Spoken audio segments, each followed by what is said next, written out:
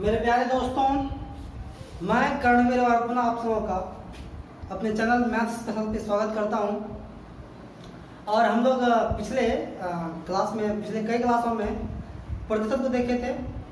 उसके चैप्टर उसके जो भी पार्ट होंगे वो आगे भी कंटिन्यू आएंगे, लेकिन आप लोगों के विशेष आग्रह पे मैं एक नया टॉपिक स्टार्ट करने वाला हूं जो कि उसी के साथ साथ ही चलेगा।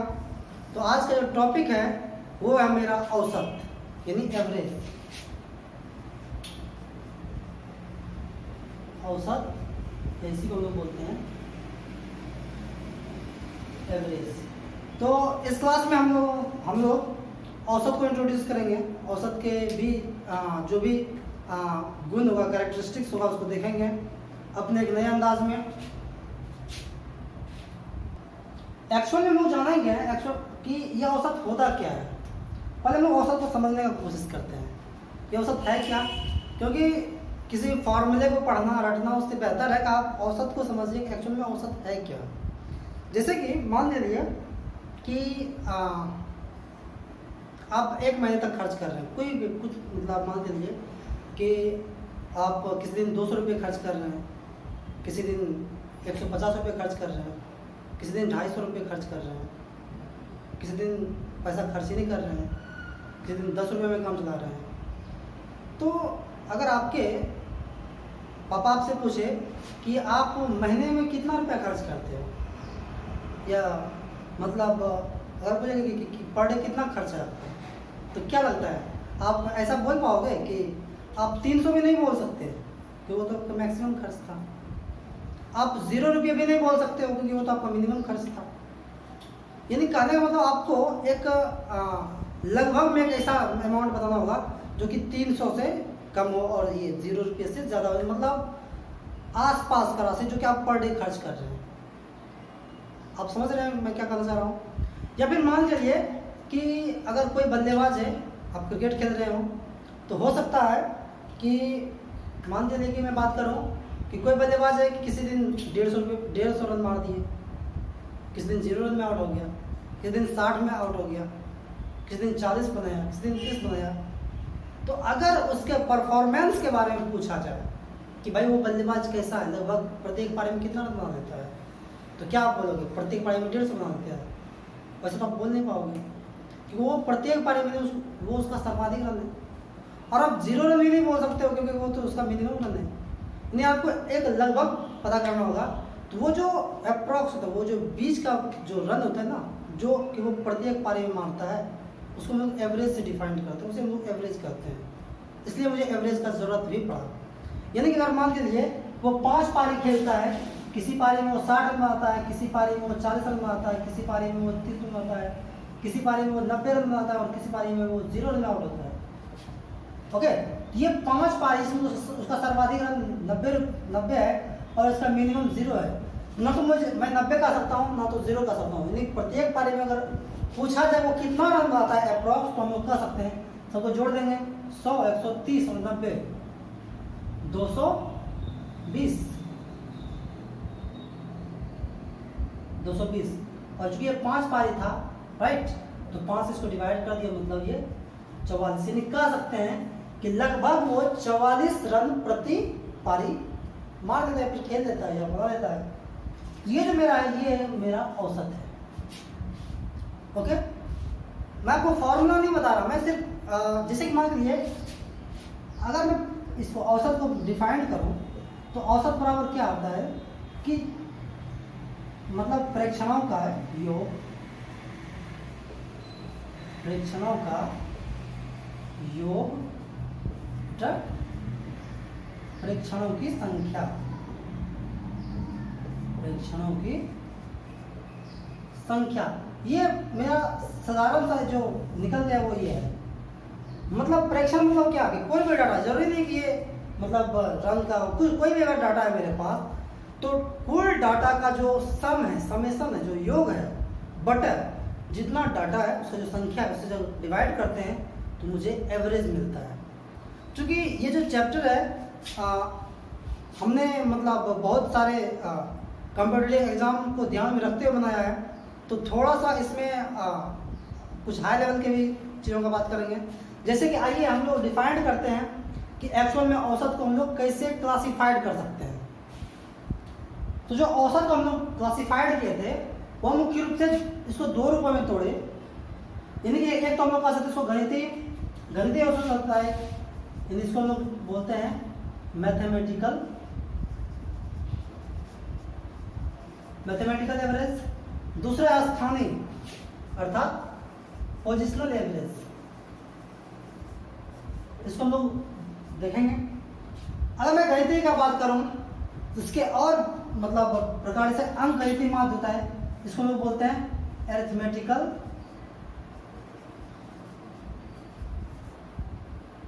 Arithmetical mean. एक होता है मेरा ज्यामितीय जियोमेट्रिकल मीन, और एक होता है मेरा गुणोत्तर मतलब हार्मोनिक मीन। यानी कि इसको हम लोग बात करेंगे एम, इसको बोलेंगे जीएम और इसको बोलेंगे एचएम। क्योंकि ये अपर क्लास के लिए मतलब जो भी स्टैंडर्ड क्वेश्चन होगा वहाँ पे हम लोग इसका इस्तेमाल करेंगे। अगर मैं स्थानीय बात करूँ, पोजिशनल का बात करूँ, इसमें कोई डाटा रहता है, यहाँ भी मैं मीन का ही बात करता हूँ, उसके बस अकॉर्डिंग उसके पोजीशन जो डाटा होगा उसमें से उसके पोजीशन को ध्यान में रखते हुए हम लोग डिफाइन करते हैं माध्य। एक्चुअली जो माध्य है वो मेरा एक तरह से औसत ही है, दूसरा होता है माध्यक मीडियन, और एक होता है बहुलक अर्थात मोड। इसको हम लोग क्लासिफाइड करेंगे, इसको डिफाइन करेंगे। लेकिन आज का जो मेन टॉपिक होगा, जो मुख्य रूप से इस पर हम लोग चर्चा करेंगे, वो होगा अरिथमेटिकल मीन, और इसी को हम लोग मुख्य रूप से औसत के चैप्टर के अंतर्गत इसी पे कंसंट्रेट करेंगे, इसी को ज़्यादा बेहतर तरीके से पढ़ने वाले हैं।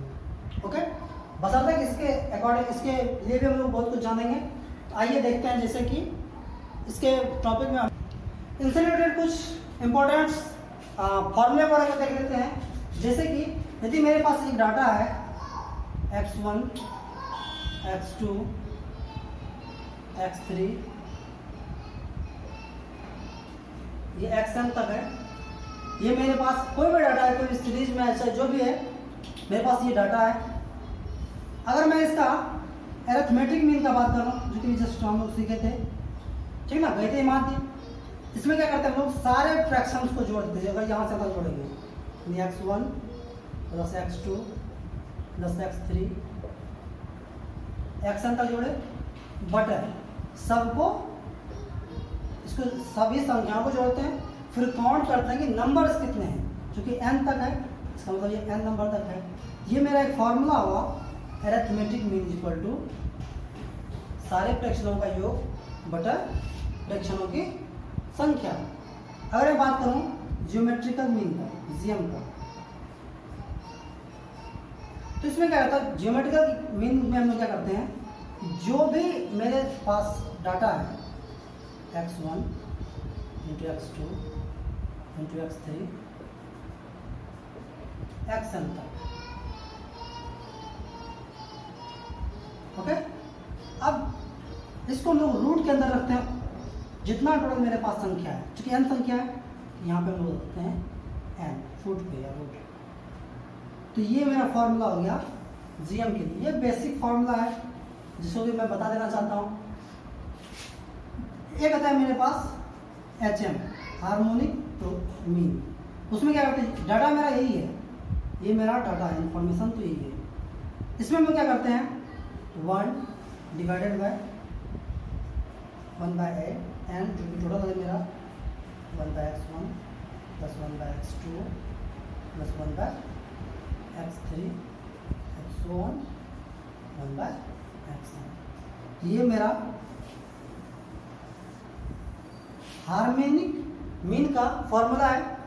आप इसको वहाँ से एक बार नोट कर लीजिए, इसका जब भी जरूरत पड़ेगा तो हम लोग वहाँ इस्तेमाल कर लेंगे। ओके, मुझे उम्मीद है आप लिख लिए होंगे।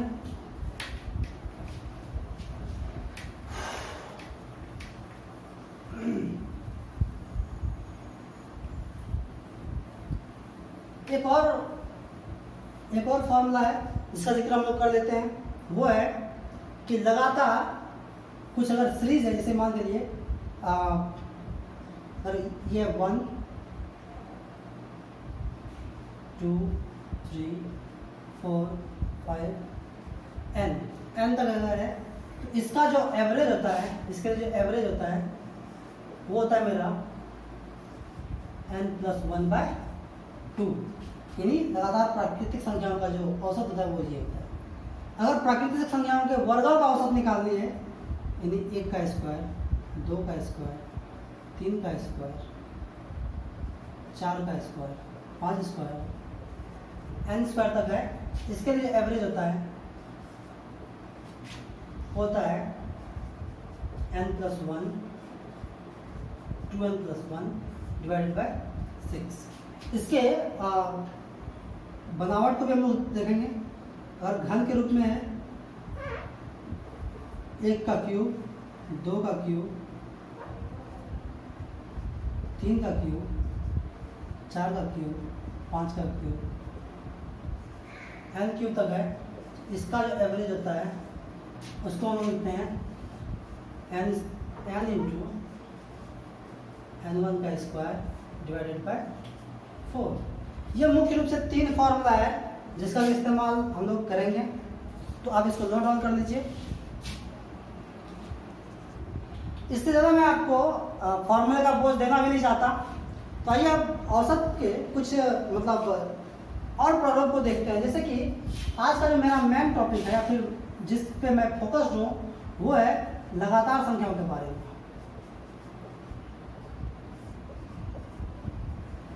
चाहे वो सम संख्या रहे, विषम संख्या रहे, कुछ भी रहे, या किसी एपी में रहे तो भी चलेगा। जैसे मान लीजिए मैं बात करूँ, मेरे पास है 4 6 8 10 12, दूसरा है 3 5 7 9 11 4 8 12 16 20 24। मान चलिए मैं पूछूं, ये मेरा पहला डाटा है, मैं पूछूं कि आप इसका मुझे एवरेज बताइए। ओके, तो क्या कर सकते हैं आप, सबको जोड़ेंगे, जोड़ते हैं।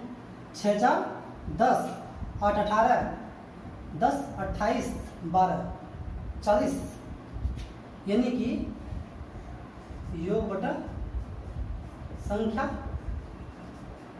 अर्थात 40/5 अर्थात 8। कोई दिक्कत? इस पे आएंगे तो ये मेरा एक तरीका था। और बाय द वे आप इसको और थोड़ा गौर से देखें तो आप एक चीज नोट कर सकते हैं कि इसमें कितना संख्या था भाई? 5 संख्या था। अगर मैं बीच की संख्या का बात करूं तो बीच का संख्या क्या? भाई इधर से या इधर से मैं बीच का संख्या पता करूं तो ये मेरा 8 आएगा क्या? ये मेरा 8 बीच में है। ओके, तो मेरा ये डायरेक्ट अगर मैं बीच वाला बात करूं तो बीच वाली संख्या ये मेरा औसत हो जाता है। अगर मैं इधर से बात करूं, उधर से जो बीच में जो मीन वैल्यू होगा वही तो मेरा माध्य होता है। या फिर आप ये भी तो कर सकते हैं कि जो मेरा प्रथम संख्या है और अगर इसका दोनों को अगर जोड़ें कितना हो गया भाई? 12 4 16, 16 का था कितना? 8, यानी प्रथम संख्या, यानी मीन बराबर करता है प्रथम संख्या प्लस लास्ट संख्या बटा 2। ऐसा भी तो कर सकते हैं। वैसे भी तो आ जाता है 4 + 12/2 अर्थात ये भी तो 8 होता है। अगर मैं उसी जो इसमें दोहरा रहा हूँ, 5 3 8 7 15, 15 24 11 35, 35/5। तो ये इसका मीन मेरा 7 है। और अगर मैं ऐसे देखूं तो ये भी मेरा बीच वाला जो पॉइंट है, बीच वाला जो टर्म है वो भी तो 7 ही है। इसका मतलब कि ये मेरा बीच वाला टर्म आ गया। या फिर इसको मैं कर सकता हूँ, ये मेरा 11 है और ये 3 है, दोनों को जोड़िए। 11 3 14, उसका था 7। यानी कि मैं आपको ये सिर्फ समझाने की कोशिश कर रहा हूँ, अगर लगातार वाला टर्म रहे तो हम लोग क्या कर सकते हैं, माध्य 3 तरीके से निकाल सकते हैं। पहले क्या कर सकते हैं कि डायरेक्ट जो मीन टर्म होगा, जो भी मेरे पास डाटा है उसके मीन टर्म को पहुंचेंगे। जैसे मान लीजिएगा मैं इसको, ये डाटा है मेरे पास, अगर मैं बात करूं कि भाई इसका माध्य निकाल के मुझे बताइए, ओके, या औसत निकाल कर बताइए, तो पहला आपके दिमाग में, आपके जहन में क्या आ रहा है, या तो आप इस टर्म को जोड़िए, 24 4 28 का था कितना, 14, यानी आप इसका मीन टर्म कितना हो गया, इसका औसत क्या हो गया, 14। अगर आप इसके बीच वाला टर्म का बात करेंगे, आप सोच रहे हैं कि इसका तो बीच वाला टर्म का पता ही चलेगा, क्योंकि इधर से भी 3 टर्म, इधर से भी 3 टर्म, क्योंकि इसके बीच में तो ये आया। यानी ये जो टर्म है, ये जो भी टर्म है वह इसके और इसके बीच में है, इनका, इसको दोनों को जोड़ दीजिए, 16 और 12 28, 28 का था 14, यानी ये जो टर्म है वो कितना है, 14। या फिर आप क्या कर सकते थे, सबको जोड़िए और फिर बात दीजिए। इसे मान लीजिए अगर मैं सबको जोड़ने का बात करूँ, 8 4 12 12, 24 और 16 40, 20 60 60 24 84, 84 बटा क्या वो संख्या है, 6 4 का 84। या तो आप ऐसे उसको पता कर सकते हैं, या फिर इसके बीच के टर्म को निकाल सकते हैं, मिडिल टर्म, या फिर आप फर्स्ट और लास्ट को जोड़ के भी 2 से डिवाइड कर देंगे तो आपको मीन टर्म मिल जाएगा। मेरा उद्देश्य सिर्फ आप तक, ये सिर्फ आप इसको एक बार ध्यान दीजिए, बाकी कुछ नहीं है। जो भी फॉर्मूले वगैरह होंगे हम लोग यहीं से इसको एवेल्यूएट कर देंगे। मुझे उम्मीद है शायद आपको ये समझ में आ गया होगा। कुछ एक डाटा और देता हूँ मैं, आप उसका आंसर बताइए मुझे।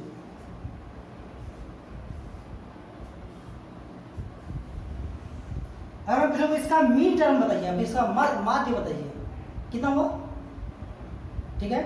तो आप इसको अगर एक बार और सोच के देखिए, तो आपके पास जो भी मतलब तरीके मैं बताया हूँ, आप किसी भी तरीके से सोचिए। आपको जरूरी नहीं है कि हर जगह अलग अलग कॉन्सेप्ट का आप इस्तेमाल कर सकते हैं। आपके पास 3, जहाँ आपके लिए जो उपयुक्त लगे वहाँ आप उसका इस्तेमाल कर लीजिए।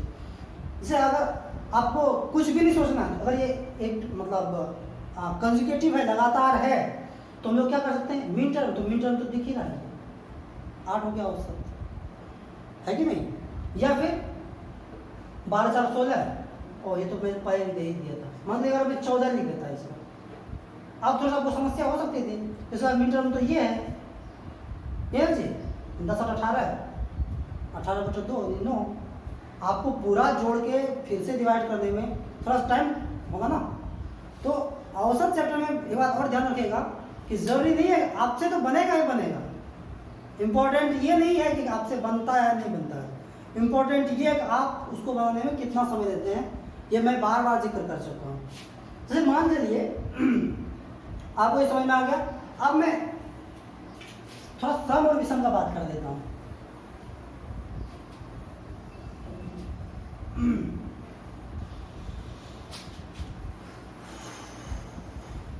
अगर मान लीजिए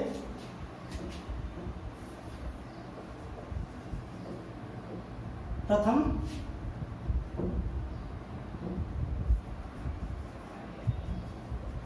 लगातार विषम संख्या के बारे में मान लीजिए 1 3 5 7 9। अगर मैं इसका बात करूं, सोच के देखिए, तो मेरे पास 5 संख्या है। इसका मैं बताऊं, अगर मैं आपसे पूछूं भाई औसत बताइए, तो आप क्या बता सकते हैं कि सबको जोड़ना है और 5 से डिवाइड करनी है, जो कि मैं कर रहा था पहले। तो ये क्या है, 4 5 9 7 16 9 25, यानी 25 बटा 5, यानी इसका औसत मेरे पास 5 आ गया, है कि नहीं। या फिर अगर मिड टर्म का बात करूं, तो मिड टर्म तो ऐसे 5 है, और या फिर 9 1 10 बटा 2, अर्थात ये भी 5 है कि नहीं। मैं डाटा बदल देता हूँ, क्योंकि मैं प्राथमिक बोला हूँ प्राथमिक समथिंग आप कुछ और ले लीजिए, 1 3 5 7 9 11 ले लीजिए। ओके, 6 का संख्या है लगातार। अच्छा, अगर औसत निकालें तो क्या मुझे समझ आया? 11 1 12, 12/2 अर्थात 6, या फिर सबको आप जोड़िए, 4 5 9 7, 16 9 25 11 36, 36/6 अर्थात ये 6 और 20। अब सवाल यहाँ है बीच वाला टर्म, इसके बीच में तो कुछ है ही नहीं, 3 टर्म इधर से 3 टर्म इधर से, इधर तो कुछ है ही नहीं, तो दोनों को जोड़िए बटा 2 अर्थात 6। तो आप क्या देख रहे हैं, अगर आप इस डाटा को गौर से देख रहे होंगे तो अगर 5 विषम संख्या है, 5 विषम संख्या है उसका औसत 5 है, 6 विषम संख्या है उसका औसत 6 है। आप कुछ और लेके देखिए, 8 विषम संख्या लेके देखते हैं, 1 3 5 7 9 11 13। अगर यहाँ का मैं देखूँ इसका 20 वाला टर्म 7 है ना जी, 7 आ गया, इसका औसत 7 हो जाएगा। अगर 8 टर्म का बात करूँ, 7 9 11 13 और 15, इसका मिडिल टर्म क्या होगा? इसका मिडिल टर्म तो पता चल नहीं रहा है, 4 टर्म इधर से 4 टर्म इधर से, इसके बीच में 9 7 16/2 नहीं 8। तो क्या आप देख रहे हैं कि यदि मेरे पास n विषम संख्या है तो उसका औसत भी n ही होगा। यानी आप इसको नोट करके यहाँ लिख लीजिए, नोट में आप एक फॉर्मूला आप इसको समझ सकते हैं कि n विषम प्रारंभिक या प्राथमिक n विषम संख्या का औसत इक्वल टू n होता है कि नहीं? इसको आप नोट डाउन किए। अब मैं बात करता हूं थोड़ा सम संख्या के बारे में।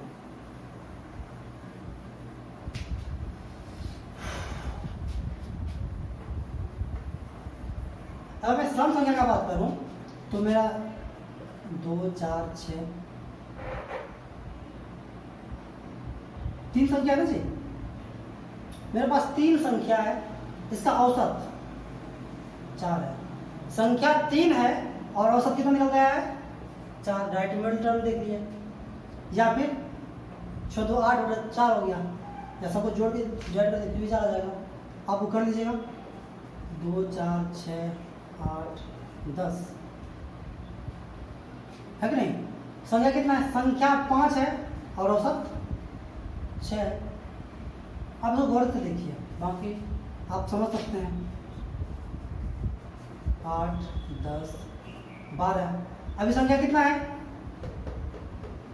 संख्या 6 है और औसत तो पता चल नहीं रहा है क्योंकि 3 इधर से 3 इधर से, इस बीच में 8 से 14 7, संख्या मतलब इसका औसत 7 है।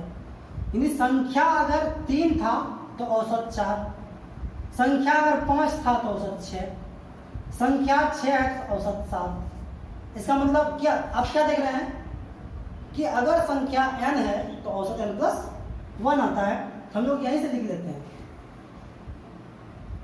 प्राथमिक n सम संख्या का जो औसत होता है वो n+1 होता है। आप इसको नोट में डाल के लिख लीजिए, जिसको हम लोग अभी करके देखें। ओके, अब आपको लगता होगा कि बिल्कुल मतलब इसी वे में है, तो अब इससे इस पे आधारित कुछ सवाल कुछ देखते हैं, वहीं पे हम लोग कॉन्सेप्ट का बात करेंगे।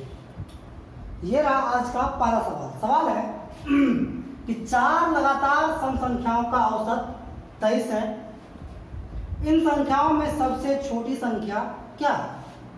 ओके, इसको हम लोग कॉन्सेप्ट लगा के देखते हैं। ये 4 संख्या है, यानी अगर मैं कहूं कि पहली संख्या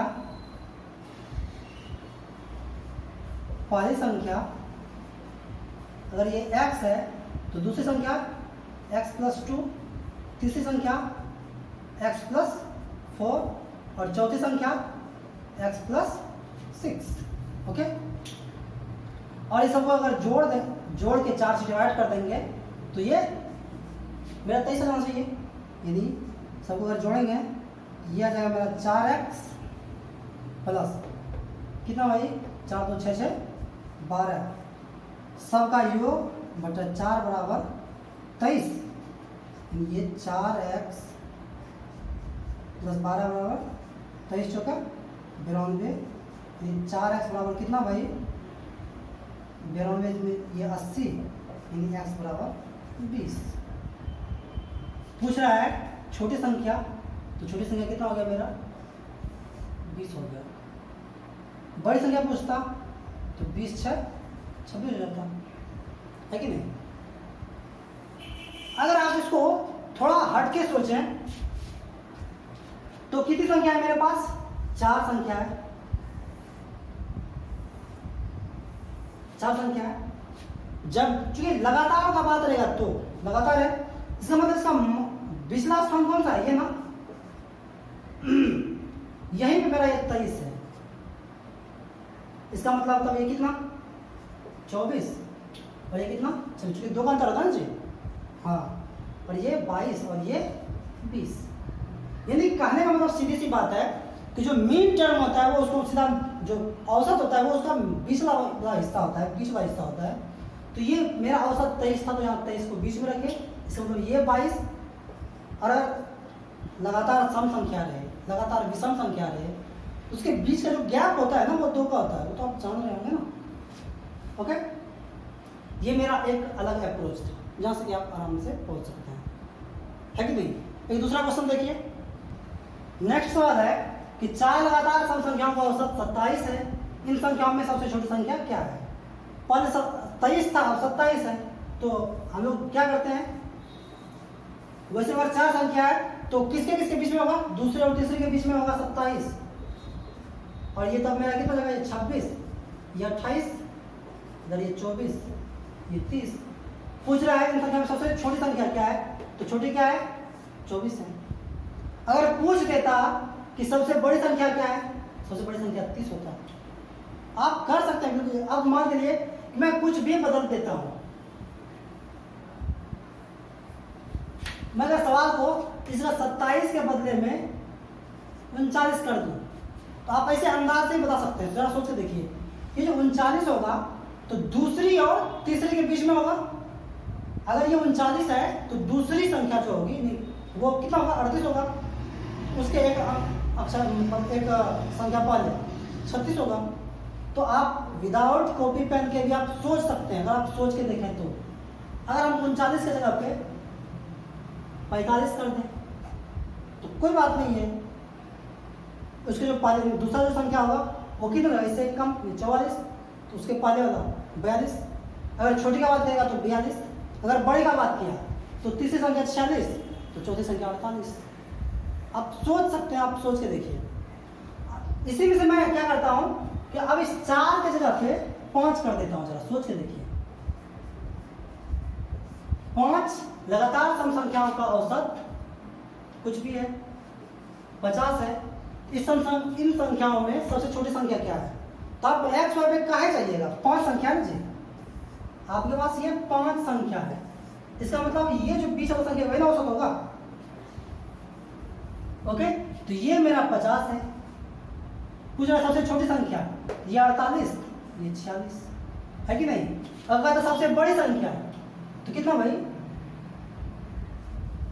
ये 50, ये 52, ये 54 है कि नहीं।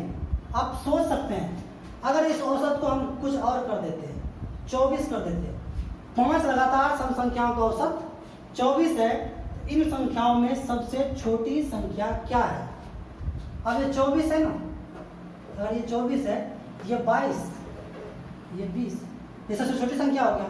अगर सबसे बड़ी संख्या का था ये 24, तो ये 26, तो ये 28। आप सिर्फ सोच सकते हैं। ओके, ये सम संख्या का था। अगर यहां का देता विषम संख्या के बारे में, 5 लगातार विषम संख्या का औसत 25 है, तो क्या था भाई, 5 संख्या तीसरा संख्या होगा ना जी, ये 25 है, ये 23, ये 21। और बड़ी संख्या पूछता, ये 25, 30, 27, ये 29। ओके, मुझे नहीं लगता कि आपको ये समझने में कोई परेशानी होगी, और अगर हो रही है तो आप मुझे बता सकते हैं। ये एक स्पेशल टाइप का क्वेश्चन है, थोड़ा सा हटके उससे। जरा देखिए तो, अगर 5 क्रमागत सम संख्याओं का औसत 42 है तो सबसे बड़ी संख्या तथा सबसे छोटी संख्या का अंतर बताएं। इसको अगर मैं करके देखूं तो 5 संख्या है, इसका मतलब जो औसत होगा 20 संख्या, ये वाली संख्या है कि नहीं, और ये मेरा 42 है, इसका मतलब ये कितना 40, ये कितना 38, इधर ये कितना 44, और ये कितना 46। इसका मतलब है कि अंतर कितना, अंतर मेरा 46 में 38 खत्म, ये मेरा 8 का अंतर हो गया। ओके, देखिए अगर इसको मैं एक बार और कोशिश कर रहा हूँ सोचने का, तो मुझे पता है कि लगातार जो भी चाहे वो सम रहे विषम रहे फर्क नहीं पड़ता है। अगर वो लगातार है तो 2 का फर्क पड़ता है, यानी एक गैप में 2 का फर्क पड़ता है। जैसे मान लीजिए आपको, आप जान रहे होंगे कि अगर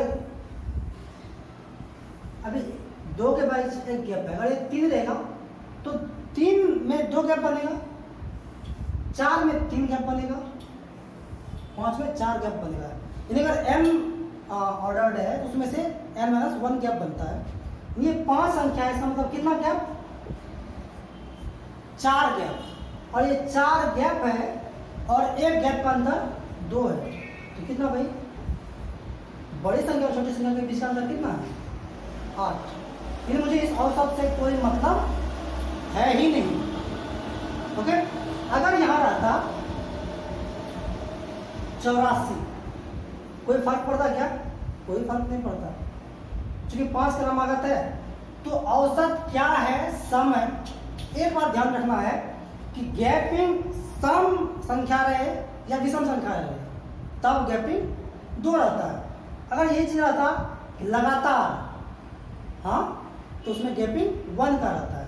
ओके, अभी फिलहाल तक 5 क्रमागत सम संख्या का औसत 84 है, तो सबसे बड़ी संख्या तो सबसे छोटी संख्या का अंतर कितना है, तो क्या डायरेक्ट देख रहे हैं गैप कितने का है, 5 संख्या है, इसका मतलब 4 गैप होगा और एक गैप का अंतर 2 का मान 2 है, तो पूरा गैप कितना 8। अगर यहाँ सम के जगह पे विषम कर देते हैं कि 5 क्रमागत विषम संख्या का औसत ये है, फिर भी आंसर पे कोई फर्क नहीं पड़ता। ओके, अगर मैं कर देता यहाँ 7 क्रमागत विषम संख्या का औसत ये है, तो संख्या कितना है 7 ना भाई। अब संख्या 7 है, इसका मतलब गैप कितना 6 गैप, इसका मतलब अंतर कितना 6 गुना 2 अर्थात 12 का अंतर हो जाएगा।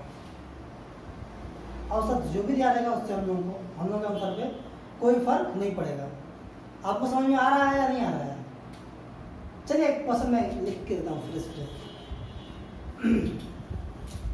कि 7 क्रमागत विषम संख्या का औसत, मान लीजिए हम दे देते हैं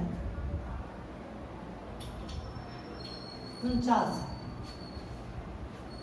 7 को है ना, जब भी होगा तो विषम संख्या होगा, ये 49 है, तो सबसे बड़ी संख्या और सबसे छोटी संख्या का अंतर कितना, गैप कितना, या तो आप ऐसे आ सकते हैं, ओके, और या फिर आप डायरेक्ट सोच सकते हैं कि 7 संख्या है तो 1 संख्या 2 संख्या 3 संख्या 4 5 6 7, कितना गैप भाई 1 2 3 4 5 6 गैप है और एक गैप का वैल्यू 2 है, इसका मतलब कितना, उसका अंतर जो होगा, जो बड़ी वाली संख्या होगा और जो छोटी वाली संख्या होगा उसका जो अंतर होगा वो मेरा ये 12 होगा।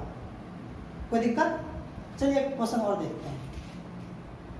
ये थोड़ा सा स्पेशल सवाल है, कह रहा है कि सतत 5 विषम संख्याओं का औसत 95 है, अवरोही क्रम में चौथी संख्या कौन सी है। बस थोड़ा सा कॉन्सेप्ट उलटना है बस। मान लीजिए चलिए कि 5 संख्या मेरा,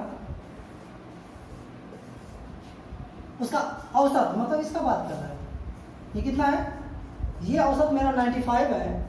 इट मीन्स एक बात तो साफ सुथरा है कि इधर का अगर बैक का बात करूं ये तब कितना देगा 93 91, अगर एक मैं बात करूं ये क्या 97 और ये 99 पूछ रहा है। अब वही क्रम में, इसका मतलब अगर मैं क्रम इधर से कर दूं तो चौथी संख्या पे कौन है भाई? 93। ऑप्शन में है क्या? नहीं है, इसका मतलब ये नन हो गया आंसर, है कि नहीं? मतलब जो अकॉर्डिंग टू क्वेश्चन जो भी कहेगा, मेरा जो मूल चीज समझना था वो ये था कि आप जरा माथा पे चेक किए बगैर ये आप सॉल्व कर सकते हैं। Okay, next question. आज का जो नेक्स्ट सवाल है वो थोड़ा सा स्पेशल इसलिए भी है क्योंकि यहाँ आपको थोड़ा सा सोचना पड़ेगा। जैसे कि मान के लिए सवाल है कि ए बी सी तथा डी 4 क्रमागत विषम संख्याएं हैं जिसका औसत 42 है, तो बी तथा डी का गुणनफल क्या होगा? जरा सोच के देखिए, ये पूछा गया सवाल है। तो मेरे पास 4 संख्या है, तो आपको मैं पहले बता दूं इसका बीच का सम ये होगा बीच, है कि नहीं? और ये औसत 42 है, इसका मतलब ये संख्या होगा 43 होगा, ये 41 होगा, ये 45 और ये 39। अब सवाल है बी तथा डी का गुणनफल, यानी ए बी सी डी, यानी कह रहा है इसका और इसका गुणनफल। या तो आप गुणन करके देख लीजिए क्या होता है, या फिर अगर एक अप्रोच और है कि आप इसको अगर ऑप्शंस को छांटना शुरू करें, ये मेरा खुद का एक्सपीरियंस है, तो भी आप बिल्कुल इजी वे में ऑप्शंस को छांट सकते हैं। जरा सोच के देखिए, 41 और 45 है, यानी इसके लास्ट में 1 है, इसके लास्ट में 5 है, यानी 5 का 5, यानी जो भी आंसर होगा उसके लास्ट में 5 ही होना है। ये तो ऐसे भी छट गया, ये भी नहीं होगा, ये भी नहीं होगा, या तो ये हो सकता है या फिर वो हो सकता है कि नहीं? आप ऑप्शन से भी छांट के पहुंच सकते हैं या फिर आप गुना कर दीजिए। ओके, अगर बात में पूछ देता कि ए और डी का गुणनफल, ए डी 90 45, फिर भी 5 के वो में ऑप्शन को छांट के देख लिया, फिर गुना करके देख लेते क्या होता है कि नहीं? ओके, मुझे उम्मीद है कि आपको समझ में आ रही है, और अगर बाद में नहीं आ रही हो तो मुझे आप कमेंट कर सकते हैं, या इस वीडियो को आप दोबारा बैक जाके फिर से देख सकते हैं। नेक्स्ट सवाल देखिए। अब सवाल ये है कि 5 क्रमागत सम संख्या का औसत x है, यदि अगली 2 संख्या और मिला ली जाए तो औसत में क्या परिवर्तन होगा? आप सोच सकते हैं, आप बहुत सारे सवाल को ऐसे भी सोच सकते हैं। उसमें से 5 क्रमागत सम संख्या है, तो पहले हम लोग ये 5 क्रमागत सम संख्या ले लेते हैं। ओके, इसका औसत जो भी है, मान लीजिए इसका औसत जो मिड टर्म है ये होगा, करे 2 उसके अगला जो 2 संख्या वो और भी ले लेते हैं। मान लीजिए ये 2 संख्या और ले लिया, अब इसका औसत क्या होगा भाई? डेफिनेटली अब इसका औसत ये हो गया होगा, है कि नहीं? इसके जस्ट बाद एक गैप के बाद, इसका मतलब ये कितना, एक गैप कितना 2, इसका मतलब 2 का वृद्धि हो गया। अगर ये बाय द वे लगातार विषम भी रहता तो भी कॉन्सेप्ट सेम लगता। अगर ये सम विषम कुछ नहीं रहता, अगर ये क्रमागत संख्या रहता तो 1 का वृद्धि हो जाता। ओके, क्रमागत में 1 बढ़ता है, सम या विषम जो भी रहे उसमें 2 बढ़ता है।